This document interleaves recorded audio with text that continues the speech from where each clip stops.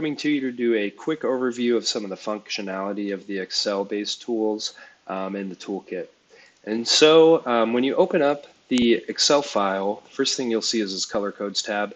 All the tabs here are color coded. You're very welcome to look into this further in other tutorial videos, but for today, we'll just point out that the main calculators are these green colors here. So the first calculator is inventory. The user of the tool enters in some basic information on the transformers they have, and then that data is visualized on these graphs on the top.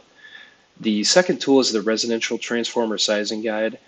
This guide was built to be optimized to use in half screen under the assumption that the user is referencing data on the right side and inputting it on the left. If you have a different screen size in mind, there are macros in this tool, so you can click zoom to main table and it'll make it the correct size. This tool takes into account all of the end users in the home, the residential settings. So the heating, the cooling, the water heating, EV charger, or if they have electric vehicles, lighting and plug loads, and then any other miscellaneous loads. After taking in all that data, it sums together the summer peak load and the winter peak load, and then it gives recommendations to size the transformer. In this section, you can also multiply out how many homes you're trying to model for this one transformer. Another tip with this tool, I like to, when I'm inputting data, open a second instance of the spreadsheet by doing the hotkey Alt-WN.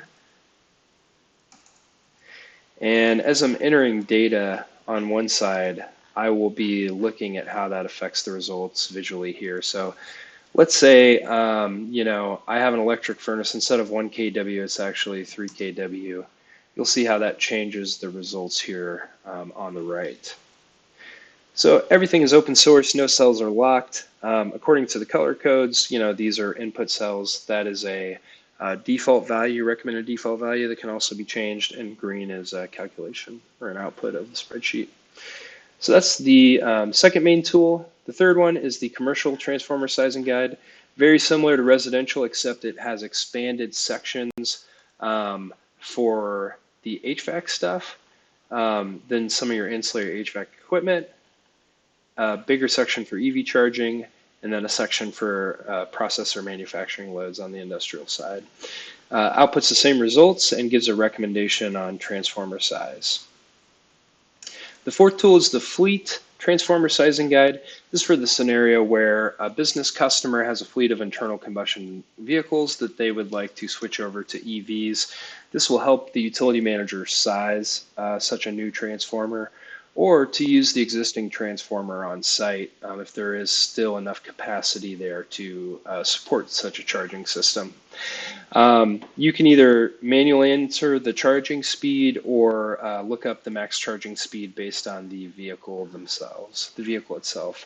It outputs similar results, which is recommended transformer size. It also will tell you a recommended action, whether that's utilizing the existing transformer or putting down a new transformer. So the fifth and most complicated part of this tool is the forecasting part. This is called TPFG, the Transformer Purchase Forecasting Guide. The whole point of this tool is to model the probabilities of failure of the transformers in your system. For this example data set, we have 80 transformers here ended up on the TPFG input tab. And then when I'm analyzing this data, what I like to do is have the assumptions tab open on the left, and then the summary or results tab open on the right. There's a few things that go into shaping the failure probability curve. It is a probabilistic tool, so we're going to give a % probability of failure. Then we are going to roll dice basically on the random tab, the random numbers tab, to give a real world prediction of failure outcomes based on probability. And we're going to do that for each year in the simulation. And so on our assumptions, what we're trying to do is shape a failure curve.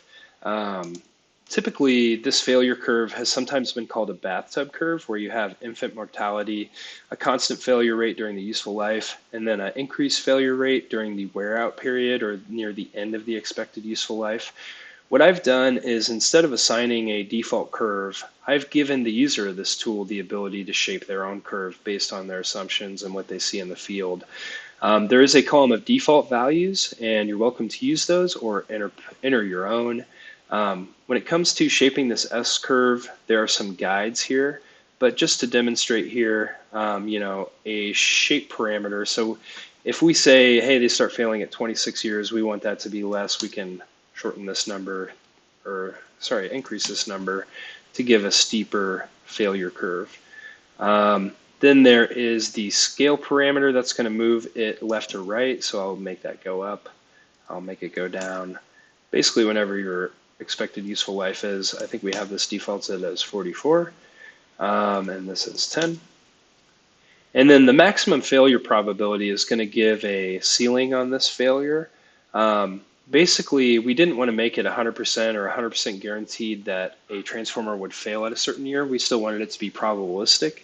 And you'll see this in the field too. Let's say the expected useful life for a transformer is 44 years, but I often see very, very old transformers in the field, older than 44 years. And so in order to allow that to happen organically in the modeling, we've set a maximum failure curve, which is the ceiling of this, the right side of the bathtub curve. And so if you made it 25%, that would basically say there's a good chance it'll fail after 4 years, just based on the probability math there.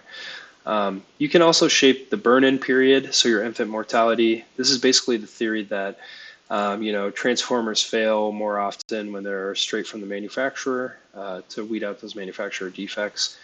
And then, there is some assumptions to size your new transformer based on the future load growth and the previous assumptions in the tool. That's the transformer replacement section. And then you can model the failure probability based on how much load you have from new EVs or an escalating base load percentage. The cool thing about the tool is, as you adjust these variables, you can see the results on the right. The right is the summary. It is modeling, the results based on the assumptions. Let's make some adjustments here. Let's say that our EV annual escalation rate, instead of 1%, is going to be 5%, and the maximum EV share will be 50% versus 10%. So I'm going to make some adjustments on the left. We'll see the numbers change on the right. EV market share 5%. And we are going to adjust the maximum market share to 50%. You'll see how you got a lot more transformer failures because we have more load growth due to EVs. Obviously, this may be, an unrealistic number. You may say that I think everyone will drive an EV in the future, in which case you can make it 100%. See how your numbers change there. But the basic point is that the assumptions are very powerful. Take care when you're extrapolating data. There are some pitfalls of extrapolation. You can see another video on this YouTube playlist to learn more about that.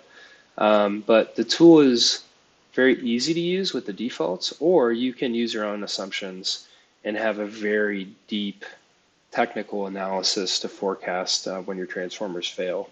Every year it steps through the simulation, it'll give you the number of failures and the sizes of transformer that failed. And also you can run 6 different simulations to get a good weighted average of what you can expect for failure number and the typical percentages of failure for each transformer. And that's been a brief overview of the spreadsheet part of this tool. Thanks for watching and have a great day.